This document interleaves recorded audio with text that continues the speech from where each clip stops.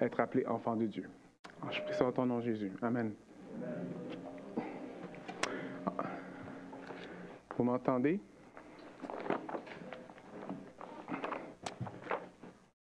Alors, cette semaine, je ne sais pas si vous êtes en train de suivre dans les nouvelles, mais il y a la guerre. Il y en a qui ont entendu parler de ça? Alors, il y a de la guerre et c'est pas très beau. C'est pas très beau. Par contre, il y a une autre guerre que j'ai vue qui se fait à travers la guerre et ce matin, mon but, c'est pas de vous dire c'est quoi mes opinions sur ça. Si vous voulez, vous pouvez venir me voir après. Mais une des choses qui est intéressante à voir, que c'est pas seulement une guerre physique. J'ai vu que pendant la semaine, il y a beaucoup de guerres dans les médias. Alors, un côté veut vraiment montrer qu'eux, ils sont justes. Et l'autre côté veut aussi, eux aussi, montrer comment ils sont justes. Et veut pas, ce qui est en train de se passer, c'est qu'un côté et l'autre côté sont tous les deux en train d'essayer de montrer qu'ils sont justes, et ça affecte ce qui est en train de se passer dans la guerre. Il y a vraiment un effort d'essayer de contrôler la narrative afin que d'autres personnes puissent dire « OK, eux, ils sont justes » ou « eux, ils sont justes ».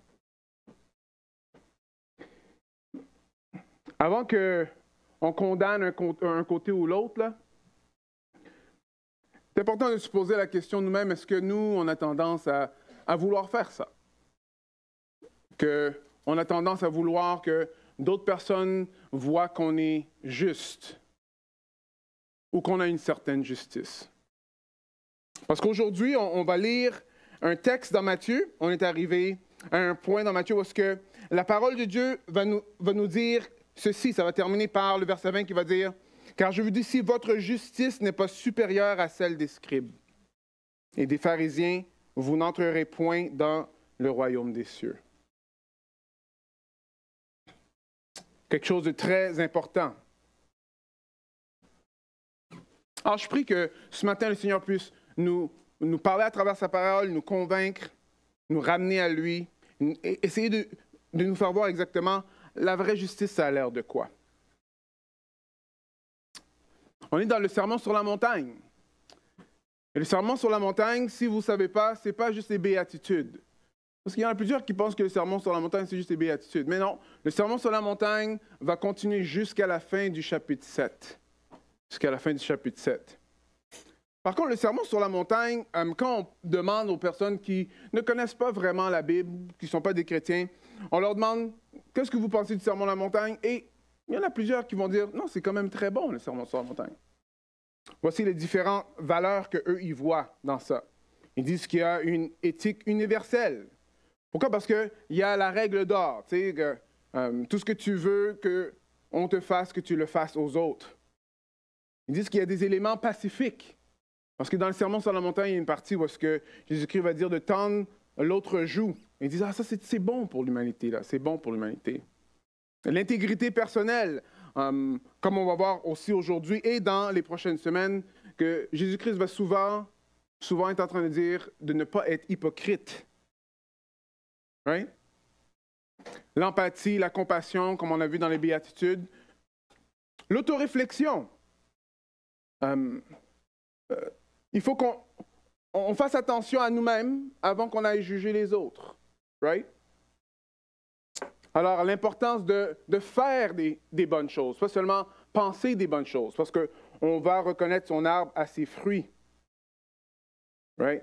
Et encore une fois, la critique de l'apparence superficielle quand ça a à faire avec l'hypocrisie. Alors ça, c'est 7 points que les non-chrétiens disent qu'eux, ils aiment ça, tirer de ça du sermon sur la montagne. Mais si vous voyez, encore une fois, hein, ça reflète encore le cœur de l'homme qui veut montrer comme « moi, je suis juste hein? ». On voit plein de choses, voici toutes ces choses-là. Juste tirer ça du sermon de la montagne, c'est ça qu'on a de besoin, parce que ça me donne une apparence juste. Et je puisse être une personne qui est juste dans la société. Mais est-ce que c'est vraiment ça que Matthieu voulait que nous, on tire de ce passage-là?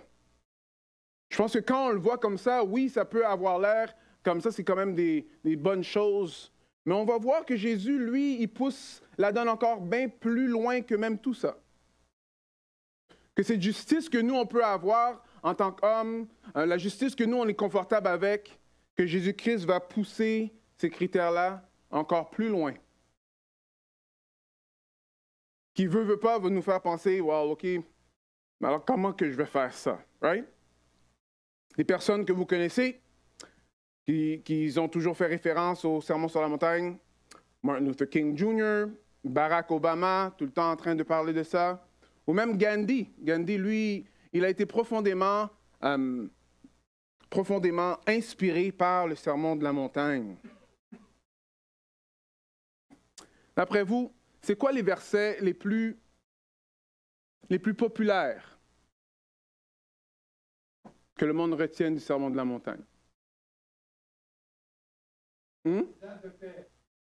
Non. Oui, les pauvres en esprit, il y en a dans ça, mais encore plus populaire. Hein? La règle d'or, oui, et? Non. Alors, la béatitude a été dit. La règle d'or, tu n'as pas l'affaire à me juger. Hein? Ça ne dit pas dans ta Bible de ne pas juger. Right? Vous avez jamais entendu ça? Alors ça, c'est comme ce qui est le plus populaire. Mais ce qu'on réalise, c'est que souvent, même le contexte de ne pas juger, on va y arriver, c'est souvent pris hors contexte. Les chrétiens l'utilisent tout le temps hors contexte. Right? Et ce qu'on va voir, c'est que ce qu'on a vu, qu'on peut tirer des béatitudes, c'est quelque chose que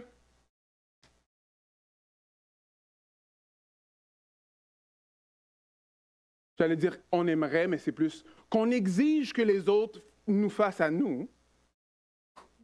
Right? Et que tout le monde devrait avoir de la patience quand nous, on ne le fait pas à eux. N'est-ce pas? Est-ce que vous êtes avec moi? Non? Hein? Le monde doit être comme ça autour de moi, right? Mais moi, tu sais, ça va me prendre du temps. Alors, il faut que tu sois patient avec moi. Alors, ce qu'on voit, c'est que la justice de l'homme, ça peut avoir l'air juste, mais quand on gratte un tout petit peu, on voit qu'on manque un peu la donne. N'est-ce pas? Alors, aujourd'hui, ce qu'on va voir, on va voir un peu comment que Jésus-Christ, lui, voyait la parole de Dieu. Qu'est-ce que lui, il nous dit, c'est quoi la vraie justice et comment qu'on peut marcher dans la vraie justice. On est rendu ici dans le livre, OK? Alors, on est rendu dans cette partie-là, le Sermon sur la montagne. On sera dans le Sermon sur la montagne pendant un petit bout jusqu'à Noël, dans le fond, OK? Alors là, on est dans le premier discours. Alors, si vous vous rappelez, le livre est séparé en 5 discours. Et là, on est dans le premier discours qui est le Sermon sur la montagne. Gabriel a fait 2 semaines où il a commencé les béatitudes. Il avait commencé le sermon. Et là, on arrive ici à cette section. Cette section. OK, lisons-le ensemble. Matthieu 5, 17 à 20. Matthieu 5, 17 à 20. Alors, ne pensez pas que je sois venu abolir la loi ou les prophètes. Je suis venu non pour abolir, mais pour accomplir. En vérité, je vous le dis, jusqu'à ce que le ciel et la terre passent, pas un seul iota, pas un seul trait de lettre de la loi ne passera jusqu'à ce que tout soit arrivé. Celui donc qui violera l'un de ses plus petits commandements et qui enseignera aux hommes à faire de même sera appelé le plus petit dans le royaume des cieux. Mais celui qui les mettra en pratique et les enseignera, celui-là sera appelé grand dans le royaume des cieux.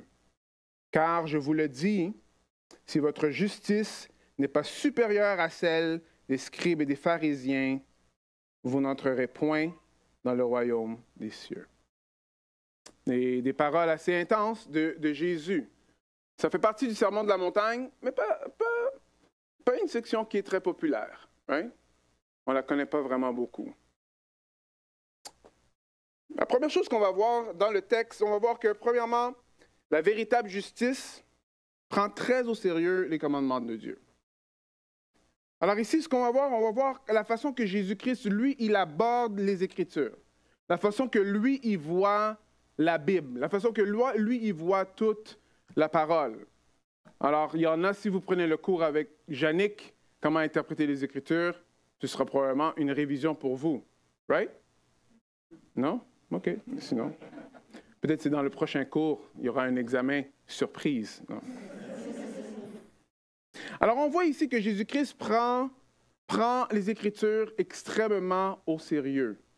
Il va dire jusqu'à un seul iota ou un seul trait de lettre. Alors, un seul iota, c'est un mot grec, mais ça réfère probablement aux écrits juifs. Ça veut dire les écrits hébraïques. Il y en a qui savent que je suis en train d'apprendre l'hébreu, n'est-ce pas? Alors, allons voir un peu, ça a l'air de quoi. Alors, ça, c'est l'alphabet en hébreu. OK? Il faut lire de droite à gauche. OK? Alors ici, un seul iota, ça réfère à la plus petite lettre de l'alphabet hébraïque, qui est le yod. Jésus est en train de dire que même cette lettre-là, la plus petite lettre qui est là, ça, il faut la prendre au sérieux.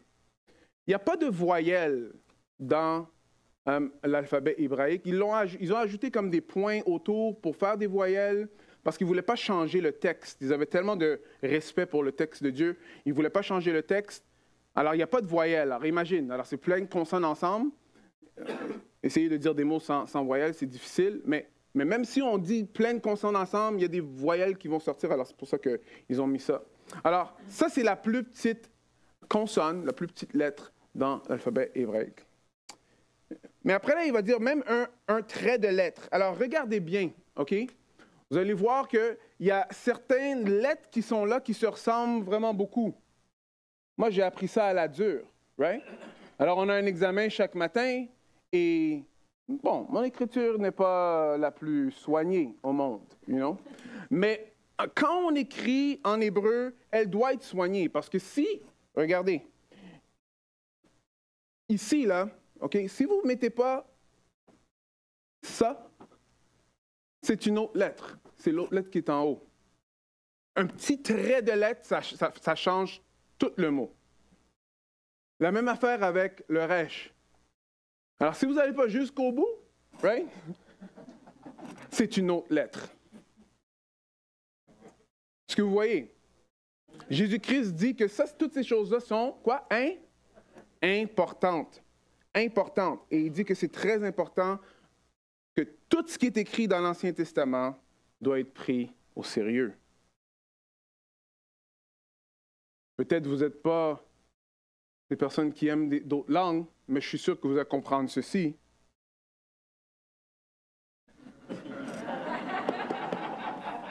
L'importance de mettre le décimal à la bonne place. Right? Alors, si vous êtes pour faire un transfert d'argent à quelqu'un, ça devrait être 145 $.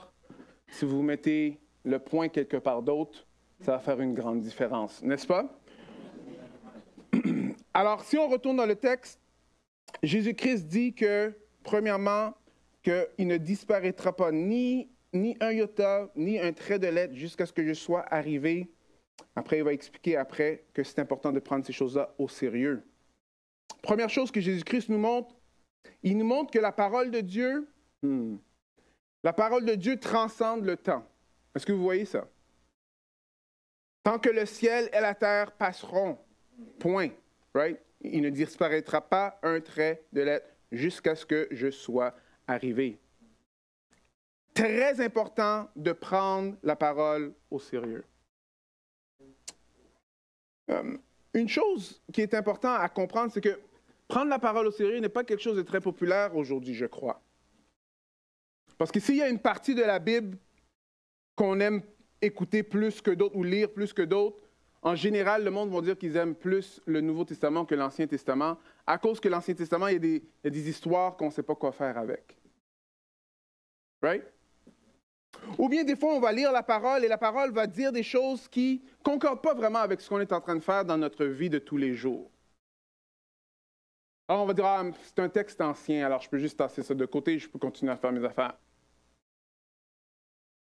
L'affaire est que ce n'est pas l'attitude que Jésus-Christ a face aux Écritures. Il voit que c'est quelque chose d'extrêmement important. Tout ce qui est dit, tous les commandements, comme vous voyez ici, jusqu'à son plus petit, doit être pris au sérieux. Alors, il y en a qui ont des objections. L'objection la plus courante que j'entends, et j'entends souvent à l'Église, c'est « well, il faut comprendre que la Bible a été écrite par des hommes. » Alors, si la Bible a été écrite par des hommes, alors on n'a pas besoin de la prendre complètement. On va prendre des bonnes choses, mais il ne faut pas exagérer.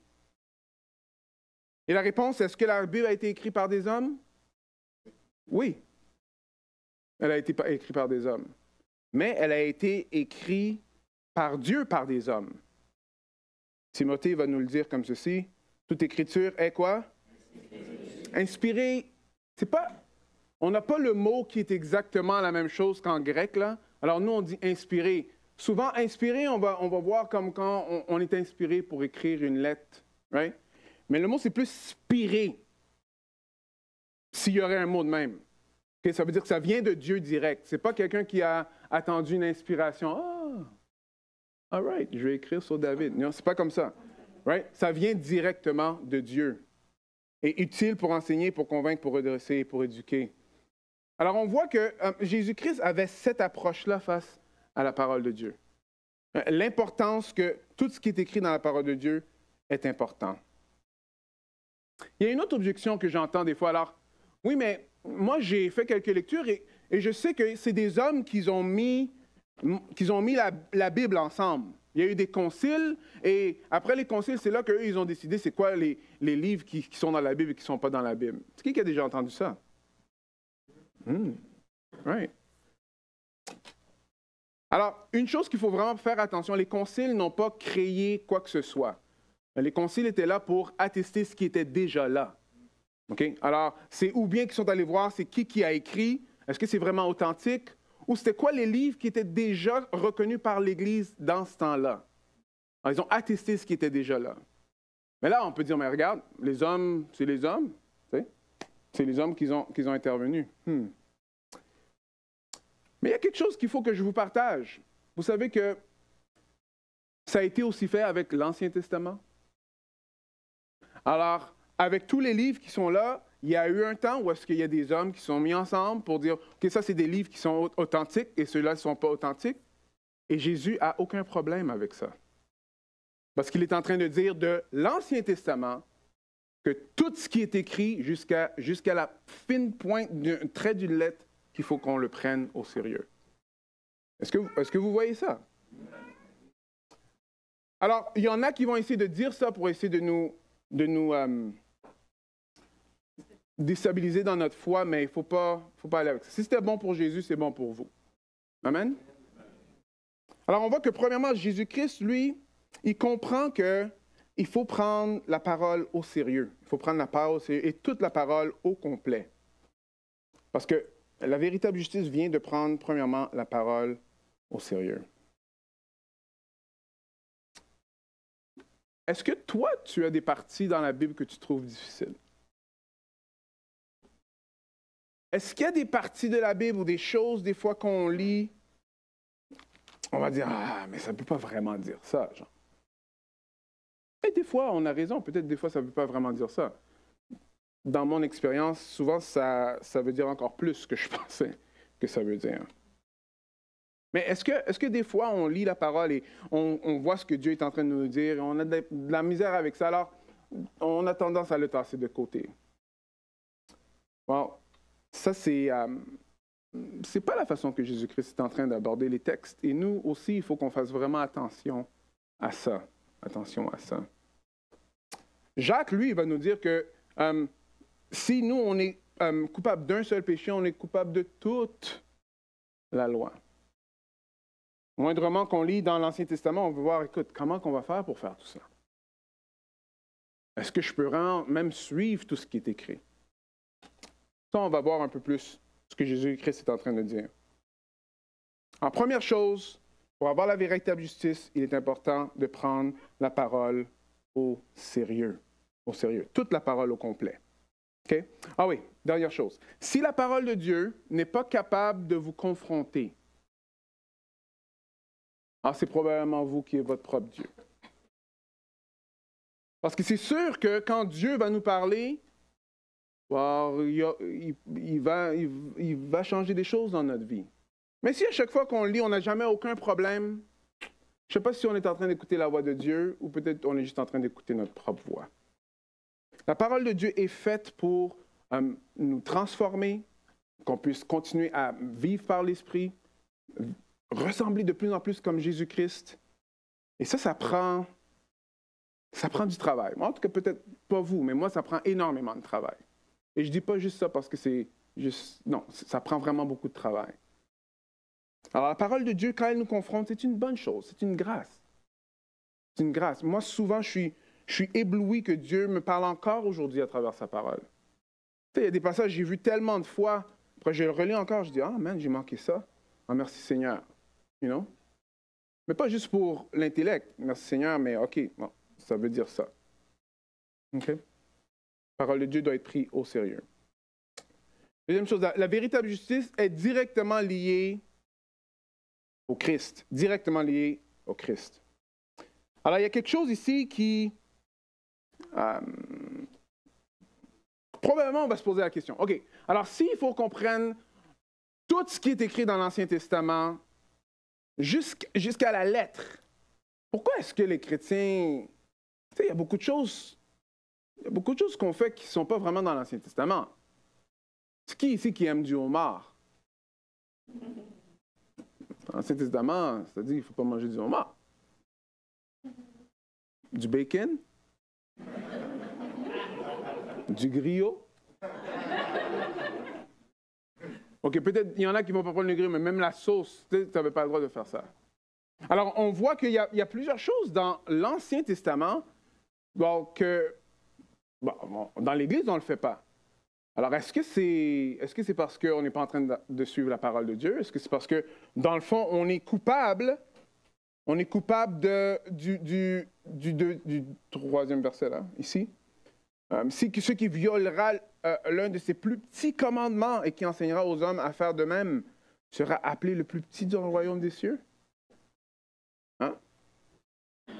Alors, si ça c'est le cas, alors moi, je vais être extrêmement petit. Non. Alors, on va voir ce qui se passe, parce que le mot « accomplir », c'est un mot qui veut tout dire. C'est difficile des fois à comprendre, mais quand on comprend un peu ce que ça veut dire « accomplir », c'est là qu'on va comprendre un peu ce que Jésus-Christ est en train de dire en ce moment. Alors ici, on voit que le mot « accomplir », alors ne pensez pas que je sois venu abolir la loi et les prophètes. Je suis venu non pour abolir, mais pour accomplir. Alors avant qu'on arrive à accomplir, on va juste prendre abolir. Alors abolir veut vraiment dire détruire. OK? Dans tous les textes qui font référence au temple qui va être détruit, c'est le même mot qui est utilisé. Alors Jésus, il n'est pas venu ici pour détruire ce qui était là dans le passé. Il n'est pas là pour détruire, mais pour accomplir. Pour accomplir. Il y en a qui vont penser que accomplir veut juste simplement dire que Jésus-Christ, lui, il est venu pour faire ce que la loi est en train de dire. Alors comme, OK, la loi a des règlements, alors lui, c'est le seul qui a suivi les règlements. C'est sûr que Jésus-Christ, oui, il a fait tout ce que la loi demandait. Mais ici, ce mot « accomplir » est beaucoup plus profond que juste simplement ça. En grec, là, littéralement, ça veut dire « remplir ». Alors, c'est comme si Jésus est en train de dire que, ici, moi, la loi et les prophètes, je suis venu remplir la loi. Une autre façon de le dire, je suis venu la réaliser. Je suis venu la réaliser. OK, qu'est-ce que ça peut vouloir dire? OK, je vais vous lire quelques versets et vous allez comprendre certaines choses. OK? Alors, dès le début de Matthieu, on va dire ici des versets que Matthieu va dire ceci. Tout cela arriva afin que s'accomplisse ce que le Seigneur avait déclaré par les prophètes. Après, on va avoir d'autres qui vont dire afin que s'accomplisse ce que le Seigneur avait dit par les prophètes. Alors, s'accomplit ce qui avait été dit par le prophète Jérémie. Alors ici, là, quand je parle de cette façon-là, on le comprend. Parce qu'ici, Jésus-Christ, il dit, les prophètes et la loi, les prophètes, ils prophétisent, Jésus-Christ accomplit cette prophétie, on comprend ça. Right? Mais comment on fait pour accomplir la loi? Right? Qu'est-ce qu'il fait pour accomplir la loi? Alors, c'est là que ça se joue un peu. Comment qu'on va faire pour comprendre? Parce que je vais vous dire quelque chose. J'ai comme sous-estimé ce texte-là. C'est peut-être un des textes pour être capable de bien lire la Bible. Si vous ne comprenez pas exactement ce qu'accomplir veut dire, alors là, vous allez lire tout croche, l'Ancien Testament, le Nouveau, et vous allez penser, OK, il faut qu'on soit sous la loi de l'Ancien et tout et tout. Okay? Alors, l'accomplissement, ça veut vraiment dire réaliser. Alors, Jésus-Christ, lui, il vient réaliser ce que la loi avait pointé vers. Lui, c'est lui qui est en train de faire en sorte que ce qui a été prédit par la loi maintenant est en train de s'accomplir. Mon ancien pasteur René Fré dit ceci. Oui, chérie, c'est René que je suis en train de quote. C'est l'oncle de Joanne, mais c'est correct, on y va. Alors, René dit ceci. Le verbe accomplir est invariant,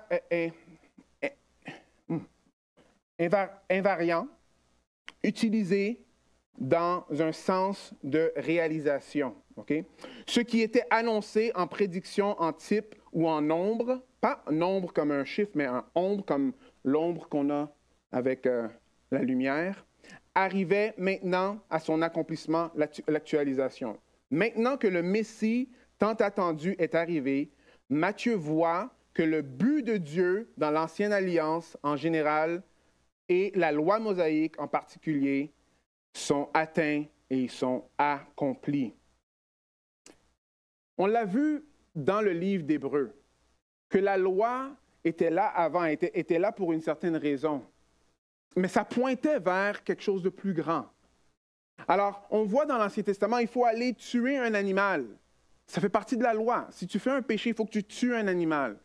Mais vous voyez, ça là, ça pointe vers quelque chose de plus grand. Et ça s'accomplit en Jésus-Christ. Est-ce que vous me suivez? OK. Alors, les lois cérémoniales pour quand on était impur.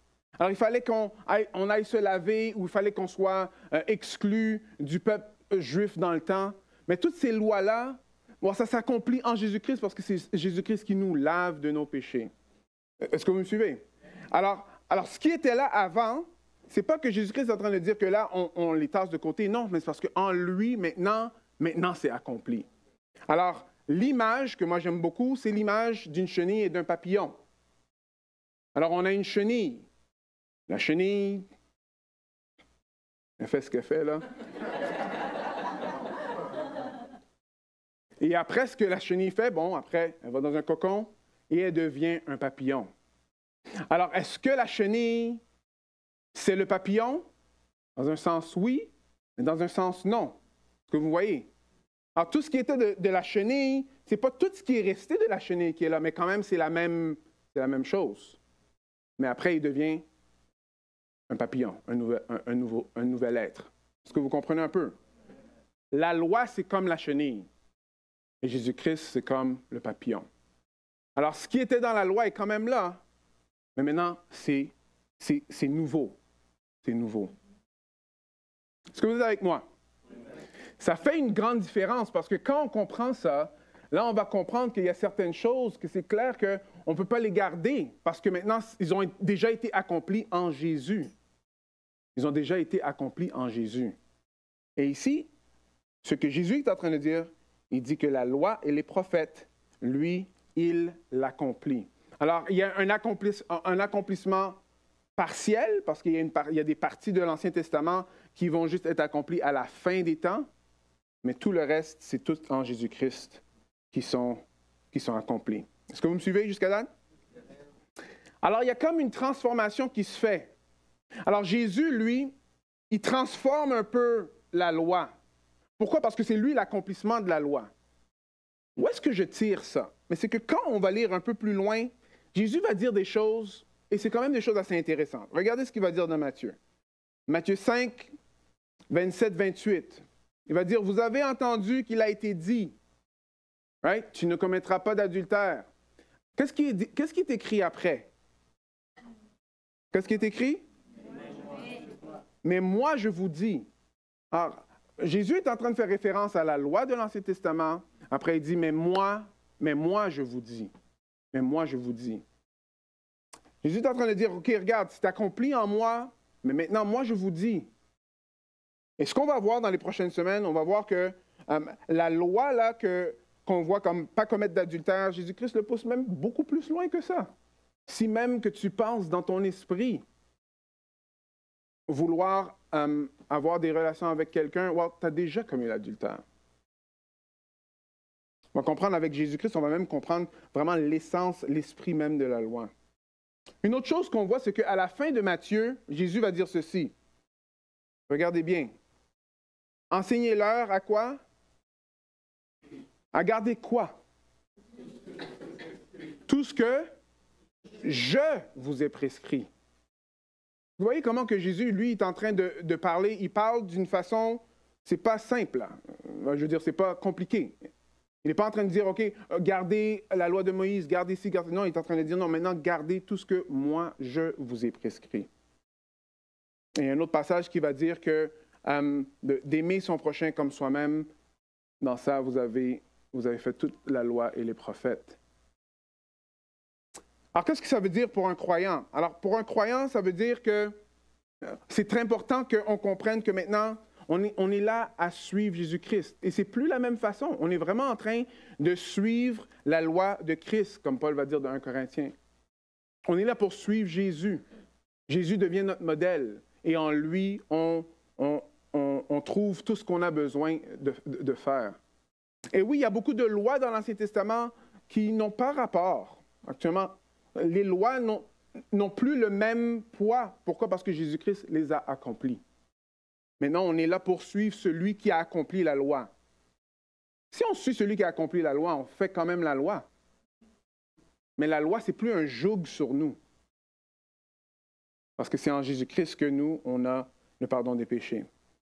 Important de comprendre ça. Est-ce que vous êtes avec moi? Je sais que c'était un peu technique, mais vous êtes avec moi ce matin? Oui? OK. Deuxième chose qu'il faut comprendre, c'est que quand on parle de la loi et les prophètes, la Bible n'est pas à propos de toi. Et la Bible n'est pas à propos de moi. La Bible est à propos de Jésus.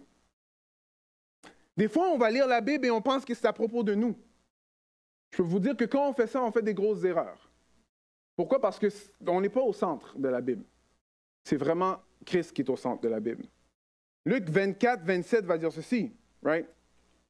Et commençant par Moïse et par les prophètes, il leur expliqua quoi? Toutes les Écritures qui le concernaient. Le, c'est Jésus qui le concernait. Pourquoi c'est important? Parce qu'on va voir que si on lit la Bible et que nous, on est au centre, ça va faire une grosse différence comment on va l'interpréter et aussi ça va faire une grosse différence de comment on va voir c'est quoi les lois et comment on suit Jésus-Christ. Un bon exemple. Esther. Est-ce que vous connaissez Esther? Right? Alors, Esther, une reine qui était dans le palais, right? Et son peuple était... Ça me fait penser à ce qui se passe, mais en tout cas. Son peuple était sous la guerre et allait se faire exterminer. Après là, on vient voir Esther, après on lui dit, OK, mais Esther, va voir le roi. S'il te plaît, fais quelque chose pour que le peuple d'Israël ne soit pas exterminé. Et là, Esther, on voit qu'Esther, elle a comme une lutte un peu à faire. Pourquoi? Parce que si elle va voir le roi, peut-être le roi va la tuer. Tu sais, personne ne peut juste aller voir le roi comme ça. Alors ce que Esther, elle fait finalement, elle prend son courage à deux mains, elle va voir le roi et on sait que l'histoire finit bien. Maintenant, si on va lire l'histoire avec moi au centre, on va la lire comme ceci. Ah, Esther, oui, elle avait quelque chose de difficile à faire, elle l'a fait. Alors moi, je devrais faire la même chose afin que moi, je puisse être accepté de Dieu. Esther avait plein de foi, alors moi, il faut que j'aie plein de foi, il faut que je fasse ça. Pourquoi? Parce que Esther, après, Dieu, vous voyez, elle a eu la bonne faveur de Dieu, alors moi, ça va être la même chose.